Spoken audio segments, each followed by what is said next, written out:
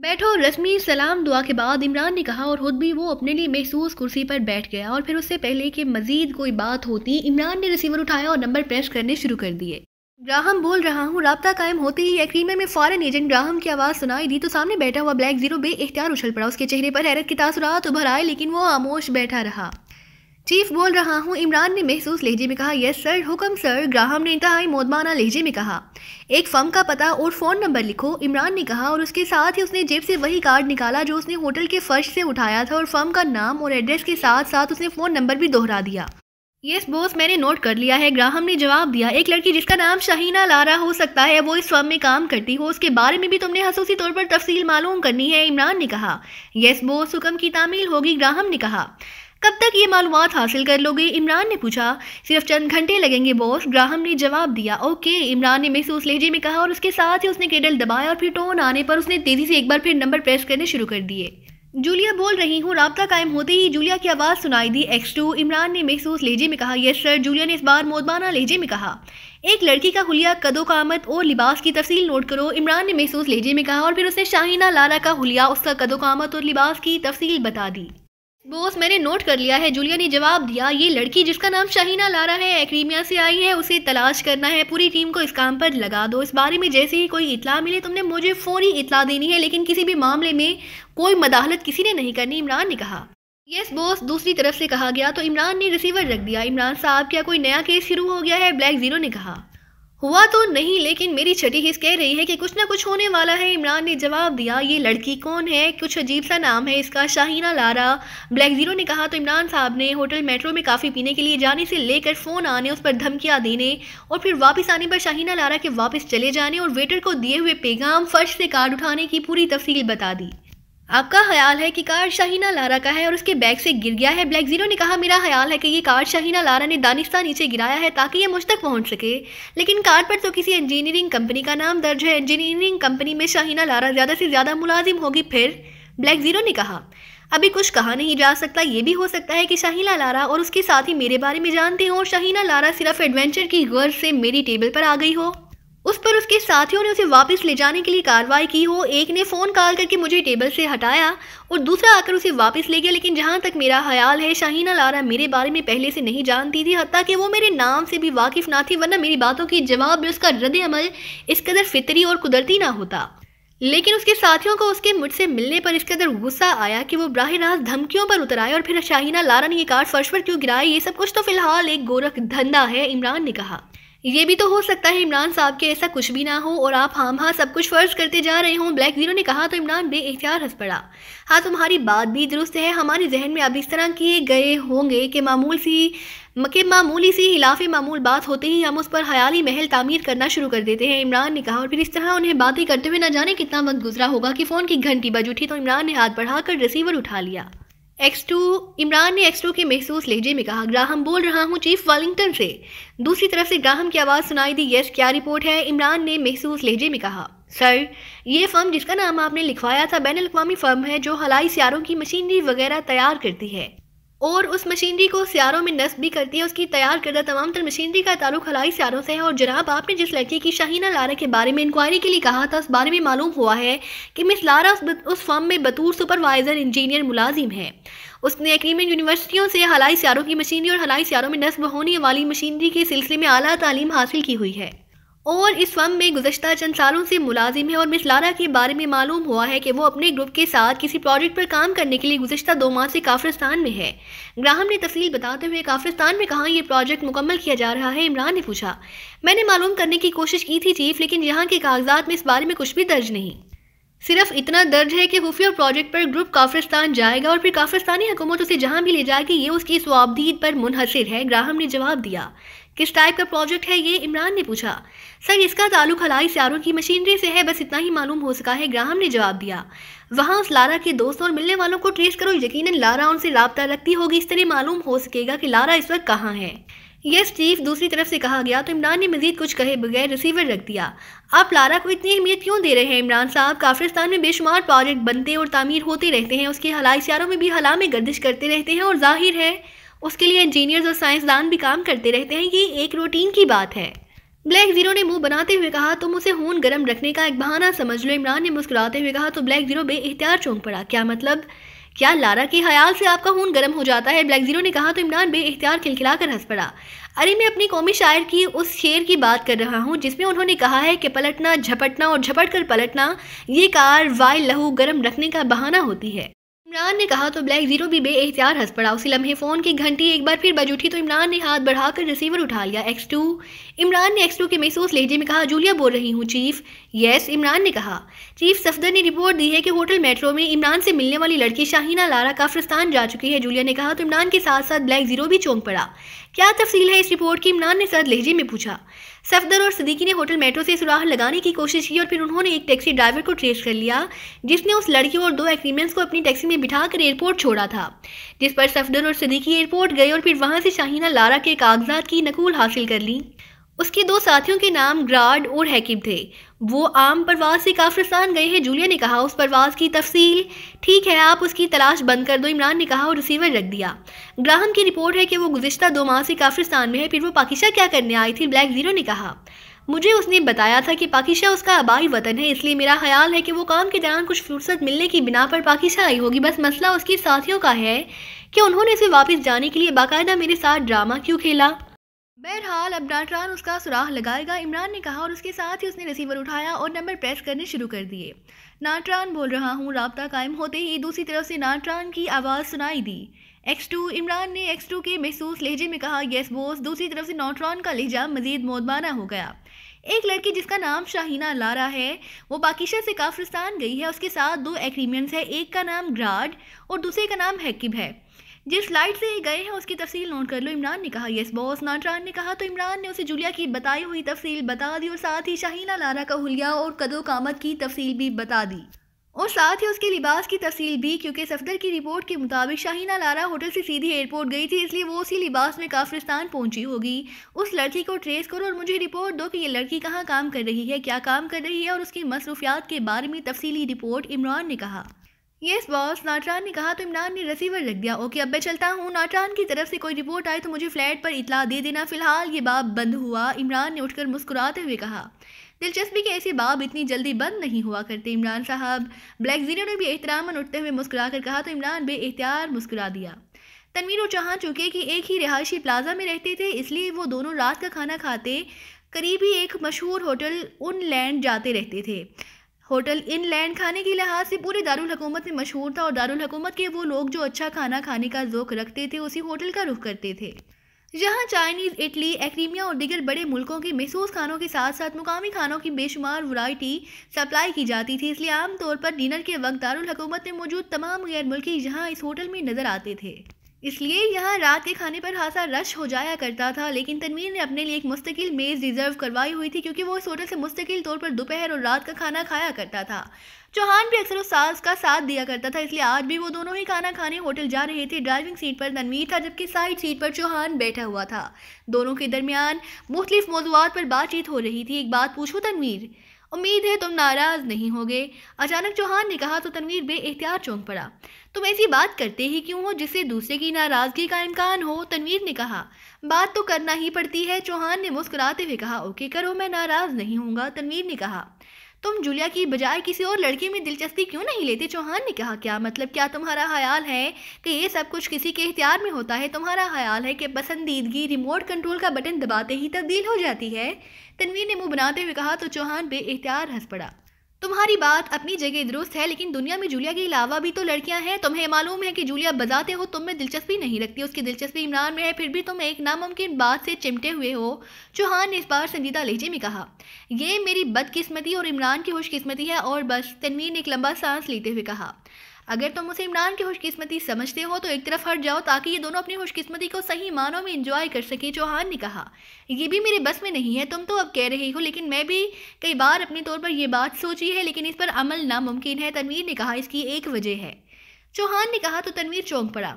क्या वजह हो सकती है? तनवीर ने हैरत भरे लहजे में पूछा, यही कि तुमने आज तक जूलिया से हटकर किसी दूसरी लड़की में दिलचस्पी ही नहीं ली। अगर तुम शौरी तौर पर कोशिश करो तो आहिस्ता आहिस्ता तुम्हारी दिलचस्पी बढ़ना शुरू हो जाएगी और फिर तुम आसानी से फैसला भी कर सकोगे और उस पर अमल भी कर सकोगे। चौहान ने कहा, तुम ठीक कह रहे हो, लेकिन कोई लड़की आज तक मेरी नज़रों में दिलचस्पी के लिए जची ही नहीं, तनवीर ने जवाब दिया। फिर तो दुआ ही की जा सकती है, चौहान ने हंसते हुए कहा। और उसी लम्हे तनवीर ने भी मुस्कुराते हुए कार होटल इनलैंड के कंपाउंड में मोड़ी और फिर उसे पार्किंग की तरफ ले गया। थोड़ी देर बाद वो दोनों हाल में दाखिल हुए, जहां इस वक्त खासा रश था, लेकिन मुस्तकिल रिजर्वेशन का कोना अलहदा था। इसलिए तनवीर और चौहान उसी तरफ बढ़ते चले जा रहे थे। और फिर चंद लम्हों बाद वो अपनी टेबल पर मौजूद थे कि एक अचानक सुपरवाइजर उनके करीब आकर झुक गया। क्या बात है, वेटर की बजाय तुम आए हो? तनवीर ने हैरान होकर पूछा। एक खातून खाना खाने तशरीफ लाई हैं, लेकिन उन्हें होटल नहीं मिल रही। अगर आप इजाज़त दें तो मैं उन्हें आपकी होटल पर ले आऊं? सुपरवाइजर ने बड़े मिन्नत भरे लहजे में कहा। ले आओ, मिलकर डिनर कर लेंगे। तनवीर के कुछ बोलने से पहले चौहान ने कहा, थैंक यू सर। सुपरवाइजर ने मुसरत भरे लहजे में कहा और तेजी से मुड़ गया। हाँ हाँ हाँ कर दी, हम डिस्टर्ब होंगे, तनवीर ने मुंह बनाते हुए कहा। अरे थोड़ी सी गपशप हो जाएगी, खाने का लुत्फ दुबारा हो जाएगा, चौहान ने मुस्कुराते हुए कहा। और उसकी आंखों में शरारत की चमक थी और तनवीर उसकी इस बात पर बेइख्तियार हंस पड़ा। थोड़ी देर बाद सुपरवाइजर के साथ एक मुकामी लड़की, जिसने जीन्स की पैंट और ब्लैक लेदर की जैकेट पहन रखी थी और जिसके पैरों में अलबत्ता मर्दाना जूते थे, आती दिखाई दी। उसके सर के बाल भी मर्दों की तरह कटे हुए थे, कानों में हीरों के टाप्स और गले में एक तलाई जंजीर पहनी हुई थी। उसके करीब आने पर चौहान और तनवीर दोनों इहलाकन उठ खड़े हुए थे। आपका शुक्रिया, मेरा नाम नाजिया है और मैं एक सहाफ़ी हूँ। पाकिस्तान के अखबार नेशनल टाइम्स से मेरा ताल्लुक़ है। लड़की ने करीब आकर मुस्कुराते हुए अपना तारुफ कराया। आपने हमें इज्जत दी है मिस नाजिया, ये तनवीर है और मेरा नाम चौहान है और हमारा ताल्लुक़ बिजनेस से है। चौहान ने अपना और तनवीर का तारुफ कराते हुए कहा और फिर वो तीनों कुर्सियों पर बैठ गए। जो तनवीर खामोश रहा था, उसने एक भी लफ्ज़ मुँह से ना निकाला। आप पॉलिटिकल रिपोर्टर हैं या क्राइम रिपोर्टर? चौहान ने मुस्कुराते हुए बात का आगाज़ किया। बुनियादी तौर पर आप मुझे क्राइम रिपोर्टर भी कह सकते हैं, लेकिन दरअसल मैं करप्शन रिपोर्टर हूँ। जहाँ जहाँ बड़े बड़े घपले होते हैं, ऐसे घपले जिसमें मुल्क कौम का खजाना बेदर्दी से लूटा जाता है, मैं उसकी अपने तौर पर तहकीक करके सबूतों के साथ स्टोरी अखबार में शाया करा देती हूँ और फिर उस स्टोरी को मैं हर तरह से जिम्मेदारी भी कबूल करती हूँ। नाजिया ने जवाब देते हुए कहा। फिर तो आपकी जान हर वक्त खतरे में रहती होगी, तनवीर ने पहली बार बोलते हुए कहा। जी हाँ, मुझ पर कई बार कातिलाना हमले हो चुके हैं, मुझे कई बार अगवा करने की भी कोशिश की गई है, लेकिन मैं खौफजदा होने की बजाय अपने मौक़िफ़ पर मज़ीद कन्फर्म हो जाती हूँ। आज तक मुझे एक उंगली भी नहीं लगाई जा सकी। कल क्या होता है वो कल आएगा तो देखा जाएगा, नाजिया ने बड़े बाएतमाद लहजे में कहा। तो तनवीर के चेहरे पर कदरे हैरत के तासुरात नमूदार हो गए। हैरत है, लड़कियां इस कदर दिलेर और हौसलामंद भी होती हैं, तनवीर ने कहा। तो नाजिया बेइख्तियार हंस पड़ी। उसी लम्हे वेटर ने आकर मेन्यू दिया तो तनवीर ने मेन्यू नाजिया के सामने रख दिया। आप ऑर्डर देंगे? अपने लिए भी और हमारे लिए भी, तनवीर ने कहा। लेकिन पेमेंट आप नहीं करेंगी, इसलिए खुलकर आर्डर दी, चौहान ने मुस्कुराते हुए कहा। तो नाजिया बेइख्तियार हंस पड़ी। मैं पेमेंट भी कर सकती हूँ, अल्लाह ताला का फजल है, मेरे वालिद साहब कारों का बिजनेस करते हैं और मैं उनकी इकलौती बेटी हूँ, नाजिया ने मुस्कुराते हुए कहा। और फिर उसने वेटर को ऑर्डर लिखवा दिया और वेटर वापस मुड़ गया। मैं तो यहाँ का मुस्तकिल गाहक हूँ, लेकिन मैंने पहले कभी आपको यहाँ नहीं देखा, तनवीर ने कहा। मैं आमतौर पर होटलों में खाना खाने से गुरेज करती हूँ। घर में यहाँ से अच्छे बावर्ची मौजूद हैं और खाना भी यहाँ की निस्बत अच्छा पकता है, लेकिन बाज़ औक़ात मजबूरी हो जाती है। आज भी यहाँ करीब ही एक ऑफिस में मेरी एक साहब से मुलाकात थी, लेकिन उन साहब को अचानक किसी ज़रूरी काम के सिलसिले में जाना पड़ गया, तो उन्होंने कहा कि वो 2 घंटे बाद मुलाकात के लिए आएंगे, तो मुझे यहाँ खाना खाने के लिए आना पड़ा, नाजिया ने तफसील बताते हुए कहा। ओह, आपको तो इस किस्म के स्कैंडल और घपलों को ट्रेस करने और फिर उनके सबूत हासिल करने के लिए बहुत जदोजहद करनी पड़ती होगी। क्या आपने पूरा प्रोग्राम बनाया हुआ है या आप अकेले काम करती हैं? चौहान ने कहा। नहीं, मैं अकेले काम करती हूँ। ग्रुप में से कोई आदमी कोई गलत मालूमात मुहैया कर दे तो मुझे बहुत नुकसान भी हो सकता है, नाजिया ने जवाब दिया।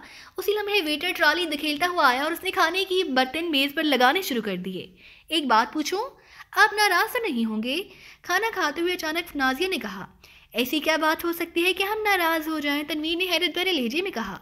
आप दोनों का ताल्लुक बिजनेस से बहरहाल नहीं है, बल्कि किसी खुफिया एजेंसी से है, नाजिया ने कहा। तो चौहान और तनवीर दोनों चौंक पड़े। ये अंदाज़ा आपने कैसे लगाया? तनवीर ने हैरत भरे लहजे में कहा। ये मेरा अंदाज़ा नहीं बल्कि मुझे मालूम है, नाजिया ने मुस्कुराते हुए कहा। मालूम है? क्या और कैसे?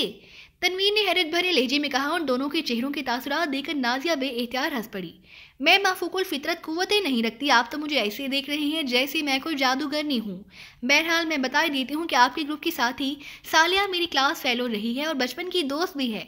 उसने मुझे बताया है कि उसने एक खुफिया एजेंसी का ग्रुप जो मुल्कों कौम के मुफादात के लिए काम करता है ज्वाइन कर लिया है और मैंने कई बार आपको भी उसके साथ कारों में देखा है। और वैसे भी आपका बिजनेस मेन्यू जैसा अंदाज नहीं है, नाजिया ने मुस्कुराते हुए कहा।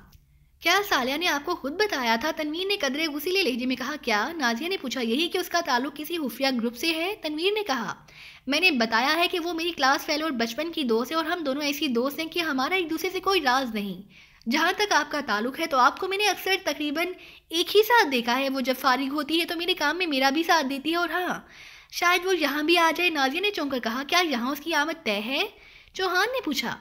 तय तो नहीं, लेकिन कल ही उससे बात हो रही थी। वो मेरे साथ एक लड़की को तलाश करती फिर रही थी जिसका नाम शाहीना लारा है। हम यहाँ भी आए थे, लेकिन जहाँ ना वो लड़की थी और ना ही जहाँ जगह थी। उस पर उसने कहा कि खाना खाने के लिए ये वाकई अच्छी और पुरसकून जगह है, इसलिए हो सकता है कि कल यहाँ खाना खाने आऊँ। नाजिया ने जवाब देते हुए कहा, फिर वो लड़की मिली जिसकी आपको तलाश थी? चौहान ने पूछा, नहीं, वो तो नहीं मिल सकी। अलबत्ता आज सुबह जब मैं घर से निकली तो फ़ोन पर सालिया से बात हुई। उसने बताया कि वो लड़की कल ही काफिरिस्तान चली गई है। अलबत्ता एक बात इस बारे में मुझे मालूम हुई है जो मैं जाकर सालिया से डिस्कस करूंगी। नाजिया ने कहा। कौन सी बात? चौहान ने पूछा। ये तो इस सूरत में आपको बताई जा सकती है जब आप तस्लीम करें कि आप सालिया के साथी हैं। नाजिया ने मुस्कुराते हुए कहा, सोनी, हमारा कोई ताल्लुक किसी खुफिया एजेंसी से नहीं है। हम वाकई बिजनेसमैन हैं सालिया के साथ। अलबत्ता हेलो हाय ज़रूर है। हो सकता है कि साले ने आप पर रोब झाड़ने के लिए ये बात कर दी हो। लड़कियां अक्सर ऐसी बातें करती रहती हैं। इस बार तनवीर ने कहा तो नाजिया बेइख्तियार हंस पड़ी। आपने हाँ लड़कियों की नफ्सियात समझने की बात कर दी। हालांकि आप जानते ही नहीं कि जो लड़कियां बचपन की दोस्त हों और क्लास फेलो भी हों वो आपस में क्या क्या बातें करती हैं। बहरहाल मुझे खुशी है कि आप वाकई बाएतमाद लोग हैं कि इस रेफरेंस के बावजूद आप अपनी बात पर मिसल हैं। इसलिए मैं बता देती हूँ कि शाहीना लारा यहाँ के एक बड़े बिजनेसमैन रफीक हयात से मिलने आई थी। वो कई घंटों तक उसके साथ रही थी। नाजिया ने कहा। खाना चूंकि उन्होंने खा लिया था इसलिए वेटर बर्तन उठाने के लिए आ गए और वो खामोश हो गए। उन्होंने वेटर को ग्रीन टी का ऑर्डर दे दिया था। आपको कैसे इस बारे में पता चला? चौहान ने हैरत भरे लहजे में कहा। किस बारे में? नाजिया ने चौंक कर पूछा। रफीक हयात से शाहीना लारा की मुलाकात के बारे में चौहान ने कहा। मेरी आज रफीक हयात से मुलाकात तय थी। रफीक हयात हवाई सियारों और मिसाइल की मशीनरी का कारोबार करता है। उसकी फर्म टर्नर रोड पर है, हयात इंटरप्राइज के नाम से। बहुत बड़ा ऑफिस है। हमारी मुलाकात उसके एक सियासतदान पार्टनर की वजह से थी। मेरा सब्जेक्ट था कि ये सियासतदान अपनी सियासी अप्रोच को इस्तेमाल करके उसका टैक्स बचाने में मदद करता है। इस तरह मुल्क को करोड़ों रुपए का नुकसान पहुंचाया जा रहा है। और उससे मुलाकात के बाद मैं उसकी एक सेक्रेटरी से मिली ताकि कोई बात आगे बढ़ सके और कोई क्लू मिल सके। उसने मुझे बताया कि लड़की शाहीना लारा ने भी आज इससे मुलाकात की है और ये मुलाकात कई घंटों पर मुहित थी।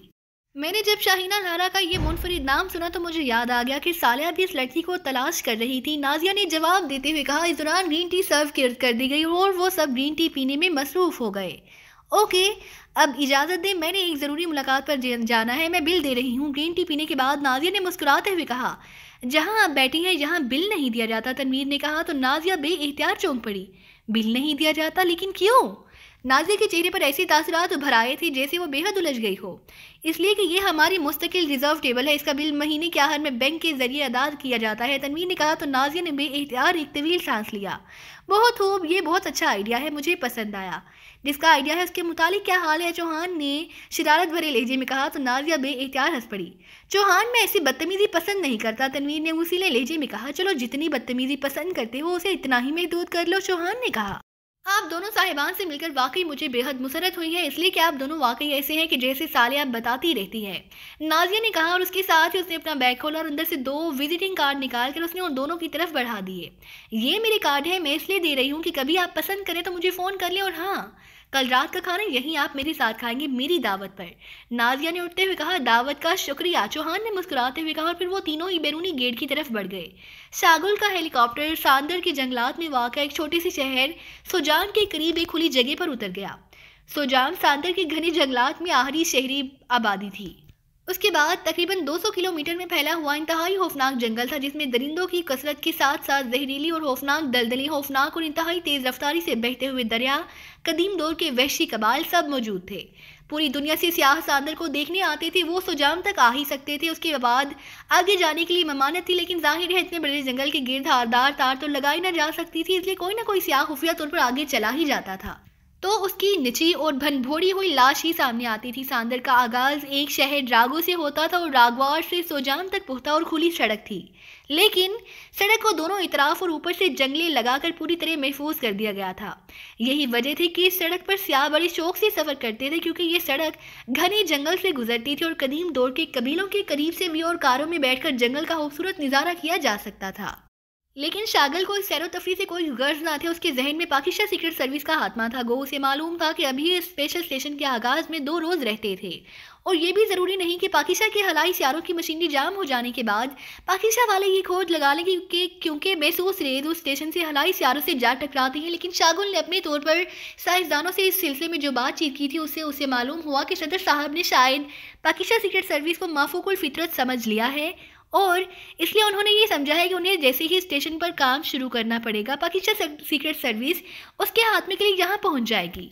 जबकि साइंसदानों ने बताया था कि 3 रोज तक रेज अटैक होने के बाद 2 हफ्तों तक रेज अटैक नहीं किया जाएगा, क्योंकि 2 हफ्तों तक इस रेज अटैक की वजह से हवाई हथियारों की खसूसी मशीनरी जाम रहेगी और 2 हफ्तों बाद खुद बहुत दुरुस्त होकर काम करने लगेगी। तो फिर 3 रोज उन पर रेज अटैक किया जाएगा।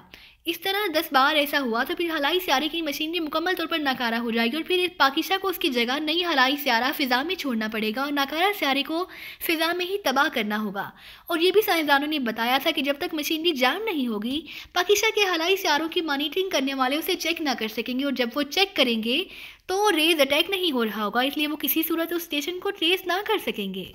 लेकिन उसके बावजूद शागिल ने काफिस्तान दारुल हुकूमत से यहाँ तक पहुँचने वाली तमाम रास्तों पर अपनी खसूसी टीमें तैनात कर दी थीं। उसका नंबर 2 कैप्टन राजिंदर सोजाम में था, क्योंकि स्टेशन के इलाके में जाने के लिए हर सूरत में सोजाम से गुजरना पड़ता था। हेलीकॉप्टर रुकते ही शागिल नीचे उतरा। उसका नंबर 2 कैप्टन राजिंदर, जो उसके इस्तकबाल के लिए वहाँ मौजूद था, तेज़ी से आगे बढ़ा और उसने शागिल को फौजी अंदाज में सैल्यूट किया। क्या रिपोर्ट है कैप्टन? शागिल ने सिर्फ सर हिलाकर सलाम का जवाब देते हुए अकड़ू लहजे में कहा। यहाँ हर तरफ खसूसी कैमरे बड़े खुफिया मकामात पर नस्ब कर दिए गए हैं, हमारे आदमी भी मौजूद हैं, अब कोई आदमी भी यहाँ से हमारी नज़र से बचकर नहीं जा सकता, कैप्टन राजिंदर ने बड़ी पोतबाना लहजे में कहा।